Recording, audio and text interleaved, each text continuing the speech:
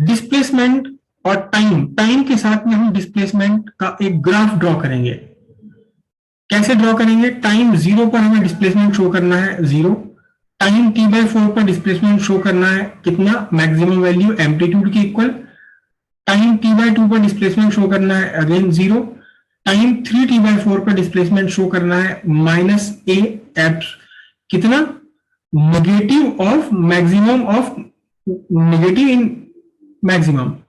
और time T पूरा होने पर, एक टाइम पीरियड पूरा होने पर फिर से डिस्प्लेसमेंट की वैल्यू 0 हो जानी। तो हम बना रहे हैं displacement time graph. Y axis पर डिस्प्लेसमेंट लेंगे और एक्स एक्सिस पर हम लेंगे टाइम।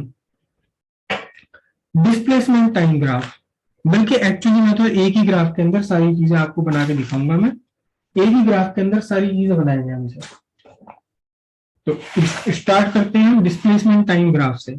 स्टार्ट करेंगे डिस्प्लेसमेंट टाइम ग्राफ से।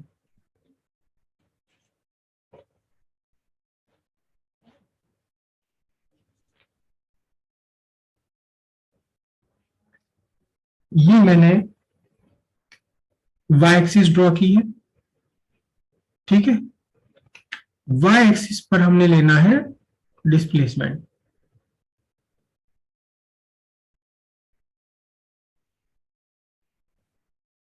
तो ये एक्स एक्सिस होगी, इस एक्स एक्सिस पर हमें लेना है टाइम। एक्स एक्सिस पर हमें लेना है क्या? टाइम।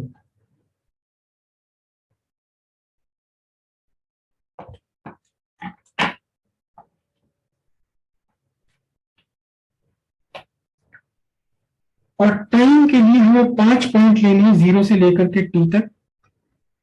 तो मैं 4 इक्वल पार्ट बना लेता हूं। ये 0 आया, यहां आपका आया t/4 टाइम, फिर ये बनेगा आपका t/2 टाइम, और नेक्स्ट पॉइंट आता है 3t/4 टाइम, और फिर ये नेक्स्ट पॉइंट लास्ट पॉइंट आता है t। ये टाइम एक्सिस पर 4 हमने टाइम स्लॉट्स बना लिए। 4 टाइम स्लॉट है ये बना लिए 0 से लेकर के t तक का। और y एक्सिस पर हमने लेना है डिस्प्लेसमेंट। क्या लेंगे हमने? y एक्सिस पर एक्चुअली मैं एक ही ग्राफ के अंदर सारे ग्राफ बनाऊंगा। तो y एक्सिस पर हमने अभी तो लिया है क्या?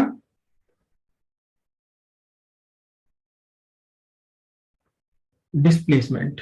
y एक्सिस पर ले लिया है डिस्प्लेसमेंट। ओके, टाइम 0 पर डिस्प्लेसमेंट है 0, और टाइम t/4 पर डिस्प्लेसमेंट है a। यहां ये मैंने बनाया मैक्सिमम वैल्यू ऑफ डिस्प्लेसमेंट कितना है? ये a प्लस a।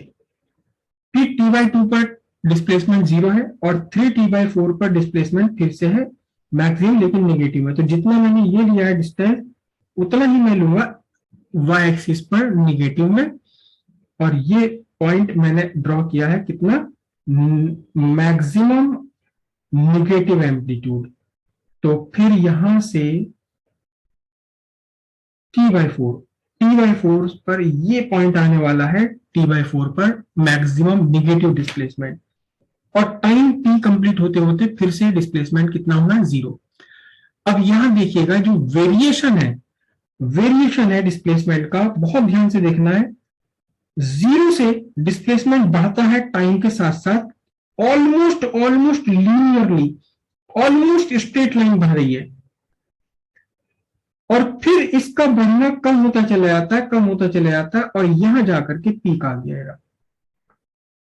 ये सर्किल नहीं है, ये जो लाइन मैंने ड्रॉ की है ये सर्कुलर लाइन नहीं है, सर्किल नहीं है। कहा? ऑलमोस्ट स्ट्रेट स्टार्ट हुआ, घूमना शुरू हुआ, और फिर तेजी के साथ घूम गया।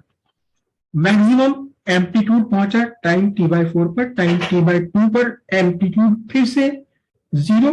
तो डिक्रीज होना शुरू हुआ, और फिर ऑलमोस्ट स्ट्रेट लाइन हो गई। ये टाइम t/2 पर हो गया, डिस्प्लेसमेंट कितना हो गया? 0। उसके बाद डिस्प्लेसमेंट अपोजिट डायरेक्शन में गया। अपोजिट डायरेक्शन में डिस्प्लेसमेंट शो करने के लिए हम नेगेटिव एक्सिस पर जाएंगे, और डिस्प्लेसमेंट नेगेटिव मैक्सिमम हो गया कब? T/4 टाइम पर, तो यहां से ऑलमोस्ट स्ट्रेट लाइन चलेगी ये, और यहां जाकर के मुड़ना शुरू हुआ और ये तेजी के साथ मुड़ती चलेगी, पीक आ गया यहाँ T/4 पर। मेरा पीक थोड़ा सा T/4 से पहले पहुंच गया, कोई बात नहीं, थोड़ा सा इसे हम यहां पीक आना एग्जैक्टली। और टी टाइम पर फिर से क्या हुआ, डिस्प्लेसमेंट 0 हुआ, ये डिस्प्लेसमेंट की वैल्यू।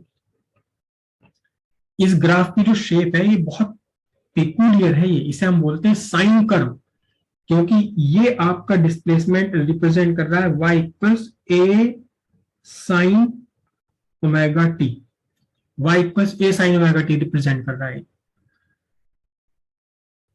टाइम 0 पर डिस्प्लेसमेंट 0, और टाइम T/4 पर जैसे जैसे देखिए टाइम बढ़ता है वैसे वैसे डिस्प्लेसमेंट बढ़ता है। पहले तेजी के साथ बढ़ता है डिस्प्लेसमेंट, फिर डिस्प्लेसमेंट का बढ़ना थोड़ा धीरे हो जाता है, टाइम तेजी से बढ़ रहा है लेकिन डिस्प्लेसमेंट धीरे धीरे बढ़ रहा है, और यहाँ मैक्सिमम पहुंच गया।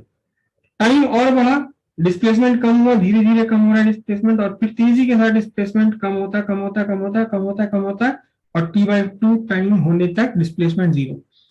उसके बाद जब टाइम और आगे बढ़ा, टाइम एक्सिस पर हम और आगे बढ़े, तो डिस्प्लेसमेंट निगेटिव होना शुरू हुआ, डिस्प्लेसमेंट निगेटिव, और यहाँ फिर ये जब टाइम 3T/4 हुआ तब तक डिस्प्लेसमेंट मैक्सिमम निगेटिव।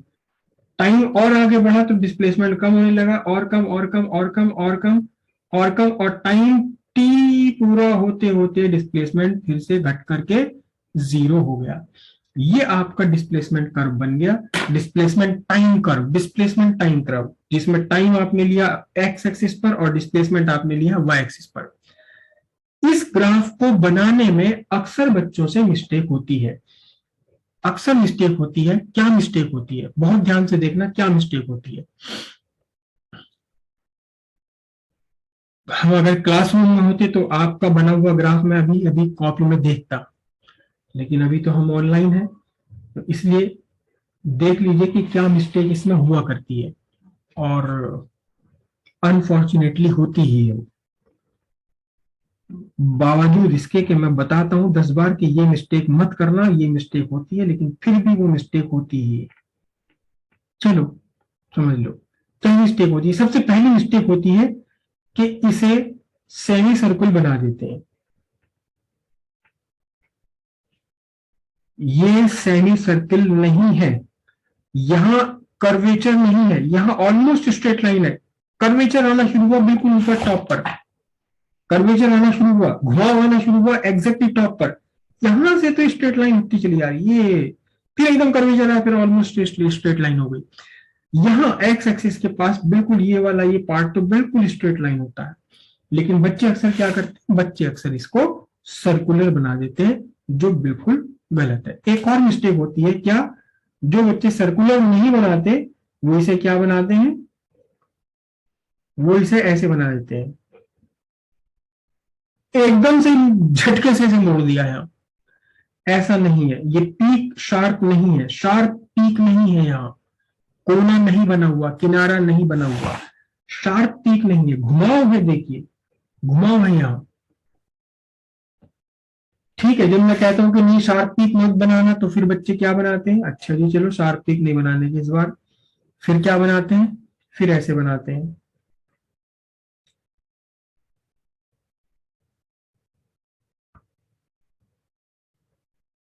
अरे आपने तो कहते हैं शार्प मत बना देना, लेकिन ध्यान से देखें अगर आप, तो ये कई टाइम ऐसे इंस्टेंट हो जाते हैं जिस टाइम पर मैक्सिमम नेगेटिव, या कई इंस्टेंट ऑफ टाइम ऐसे हो जाते हैं जहां मैक्सिमम पॉजिटिव।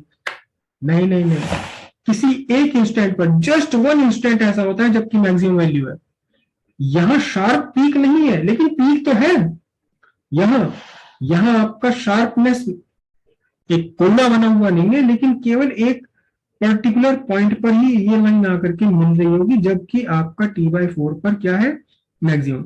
एक और मिस्टेक होती है क्या इस ग्राफ को बनाने में, एक और मिस्टेक होती है क्या, देखिएगा समझिएगा जरा ध्यान से। ये आपका T/4 है, ये T/2 है, ये 3T/4 है, और ये T है। ओके, अब ये बना दिया P,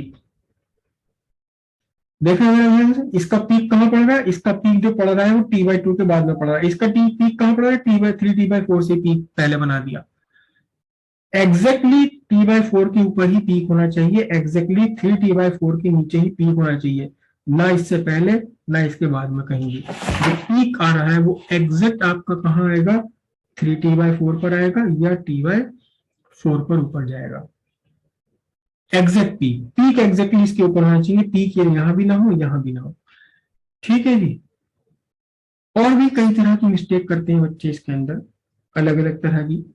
कोई किसी कंपनी का निकाल के लाता है, कोई किसी कंपनी का निकाल के लाता है, अलग अलग कंपनी के सारे लाते हैं ग्राफ, लेकिन ओरिजिनल कंपनी वाला ग्राफ यही होगा, जबकि ये सर्कुलर नहीं है, ऑलमोस्ट स्ट्रेट लाइन, घुमा हुआ ना, तेजी के साथ घुमा हुआ वापस नीचे आया, और जो पीक है वो एग्जैक्टली एक ही पॉइंट पर आकर के पड़ते हैं, या तो t/4 पर या 3t/4 पर।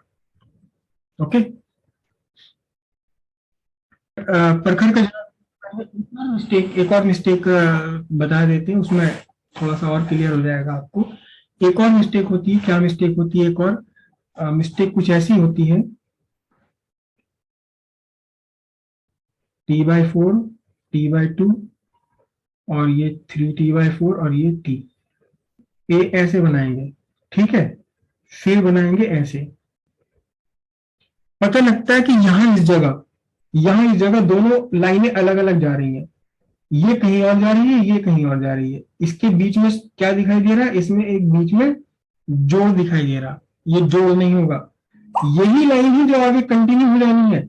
अब यहां देखिए जो मैंने बनाया है गलत डायग्राम, इसमें पता लग रहा है कि साथ ये दोनों लाइनें अलग अलग है, अलग अलग नहीं है, यही लाइन आगे कंटिन्यू हो जाती है, बिल्कुल सिंपली यही लाइन आगे कंटिन्यू हो जानी। अब प्रखर ये कह रहे हैं कि यहाँ ये जो ग्राफ है, ये ग्राफ स्ट्रेट लाइन क्यों आ रहा है और यहाँ ये तेजी के साथ क्यों घूम रहा है।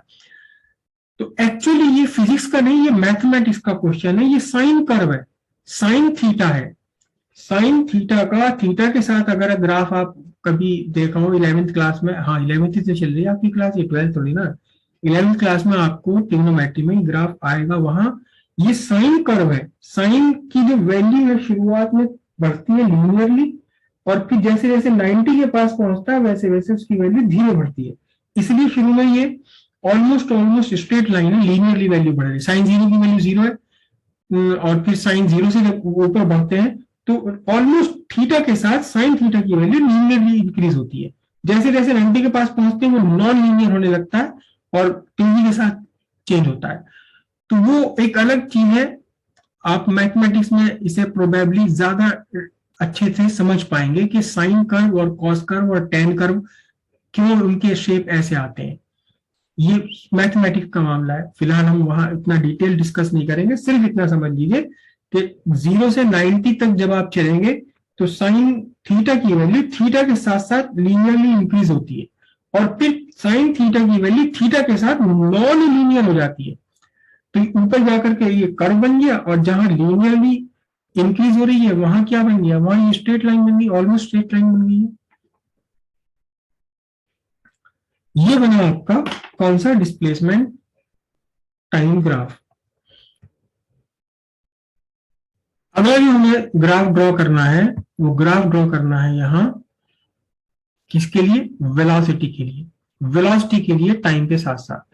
अब ध्यान से देखिएगा, टाइम 0 पर वेलोसिटी है ए ओमेगा, टाइम t/4 पर वेलोसिटी है 0, उसके बाद टाइम t/2 पर वेलोसिटी है कितनी, ए ओमेगा, 3t/4 पर वेलोसिटी घटकर फिर से 0 हो गई, और टाइम t पर पहुंचकर वेलोसिटी फिर से ए ओमेगा बन गई।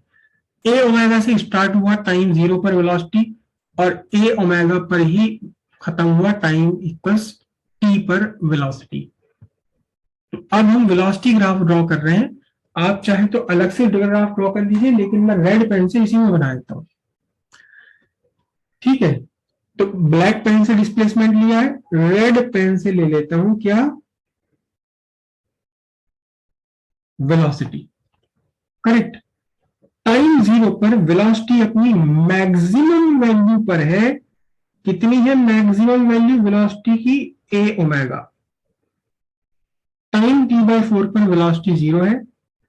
टाइम टी बाय टू पर वेलोसिटी की मैक्सिमम वैल्यू है, निगेटिव है। जितनी मैं ये ले रहा हूं उतना यहां से मुझे लेना पड़ेगा।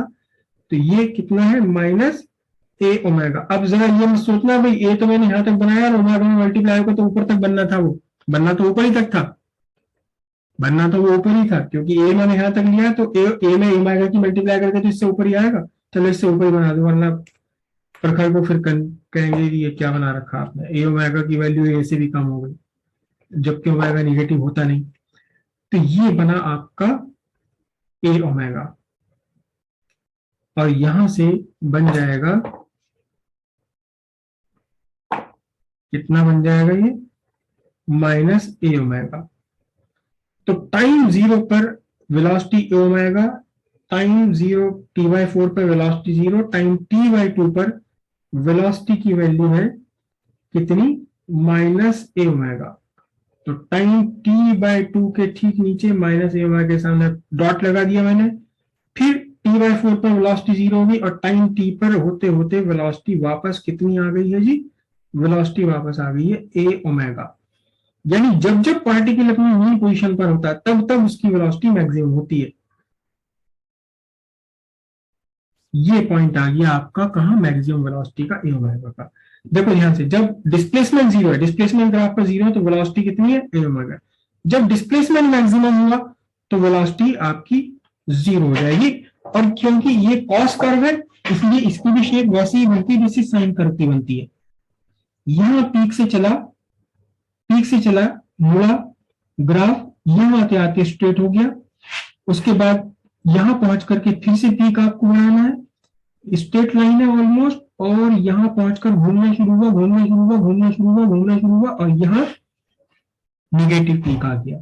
उसके बाद टी बाई 4 पर फिर से वेलोसिटी 0 हो जानी है, तो ये घुमा, घुमा बना, घुमा बना, घुमा बना, घुमा बना, और ये अब यहां स्ट्रेट लाइन आती चली गई, ये स्ट्रेट लाइन आ गई। और फिर टी पर पहुंच करके फिर से वेलोसिटी अपने मैक्सिमम पर पहुंच जानी, सेम यही लाइन आगे आपने एक्सटेंड करनी है। जोड़ तो दिखना ही नहीं चाहिए, जोड़ दिखना नहीं चाहिए, और यहां आकर के फिर से ये मैक्सिमम वेलोसिटी होगी। हाँ लेकिन मुझसे थोड़ा सा ग्राफ यहां से ये गलत हो गया, अंदर को दब गई लाइन, ये अंदर को नहीं दबेगी, नीचे को नहीं दबेगी, स्ट्रेट लाइन जाएगी, स्ट्रेट लाइन जाएगी, यहां से ये स्ट्रेट लाइन भी, और फिर ये घूमती चली जाएगी, अंदर नहीं दबना है इसे लाइन को, और ये बन गया। ये आपका जो रेड पेन से बनाया है ये आपका बन गया किसका, वेलोसिटी। क्या है वेलोसिटी का formula, v is equals to, क्या था बताओ, a omega cos omega t, a omega cos omega t. ये आपका वेलोसिटी का फॉर्म ग्राफ बन गया। वेलोसिटी का वेरिएशन भी वैसा सही है जैसा वेरिएशन आपके डिस्प्लेसमेंट का है, लेकिन यहाँ कंपेरेटिवली आप स्टडी कर सकते हैं। जब डिस्प्लेसमेंट 0 है तो वेलोसिटी मैक्सिमम, जब डिस्प्लेसमेंट मैक्सिमम पॉजिटिव है तो वेलोसिटी 0, फिर जब डिस्प्लेसमेंट 0 हुआ तो वेलोसिटी मैक्सिमम निगेटिव, फिर जब डिस्प्लेसमेंट डिस्प्लेसमेंट बढ़ते बढ़ते निगेटिव हुआ मैक्सिमम, तो वेलोसिटी आपकी 0। मतलब ये जो पॉइंट आपका रिप्रेजेंट कर रहा है मीन पोजीशन, ये मीन पोजीशन है, ये मीन पोजीशन है। डिस्प्लेसमेंट जहां जहां डिस्प्लेसमेंट 0 वो मीन पोजीशन है। मीन पोजीशन पर वेलोसिटी मैक्सिमम है, देखो मीन पोजीशन पर, यहां मीन पोजीशन पर है तो वेलोसिटी मैक्सिमम, यहां मीन पोजीशन पर है तो वेलोसिटी मैक्सिमम। मीन पोजीशन से जब पास हो रहा है पार्टिकल तो वेलोसिटी मैक्सिमम, लेकिन जब एक्सट्रीम पर है, देखो ध्यान से देखो कि यहां टी बाई 4 पर डिस्प्लेसमेंट कितना है, एक इक्वल है, डिस्प्लेसमेंट मैक्सिमम है, लेकिन वेलोसिटी ग्राफ पर हम कहां है, बिल्कुल नीचे है।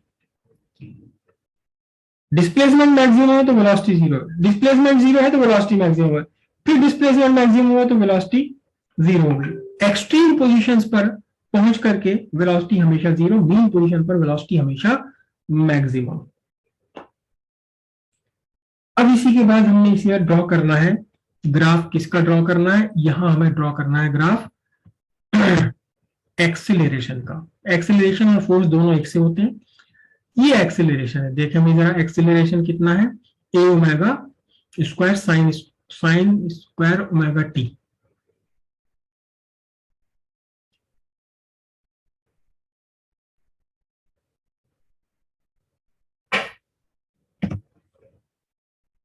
मुझे कुछ कंफ्यूजन है या इन्होंने गलत कर रखा है। देखो A omega square sine square 2 pi by T रख दिया इन्होंने।